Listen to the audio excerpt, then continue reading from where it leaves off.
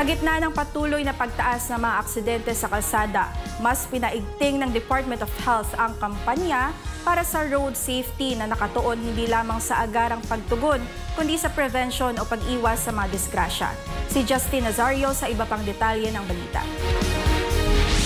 Hindi lamang ang agarang pagtugon sa mga aksidente ang dapat bigyang pansin sa kalsada, kundi pati na rin ang mas mahalagang bahagi ng pag-iwas sa mga disgrasya. Ito ang layunin ng kampanyang Basta Driver Road Safety Lover, kaligtasan sa daan ay pananagutan ng lahat ng Department of Health o DOH bilang bahagi ng Road Safety Awareness Celebration. Pinangunahan mismo ni DOH Secretary Ted Herbosa ang serye ng health literacy activities na layong itaas ang kaalaman ng publiko sa ligtas, disiplinado at responsableng pag-uugali sa kalsada mula sa mga naglalakad sa daan at siklista hanggang sa mga driver at traffic enforcer. Bahagi ng programa ang libreng check-up, mental health support at safety simulations para sa mga nagmamaneho. Namahagi rin ang kagawaran ng maintenance medicines, multivitamins, healthy snacks at tubig para mapanatili ang pagiging alerto at ang kaligtasan ng mga motorista.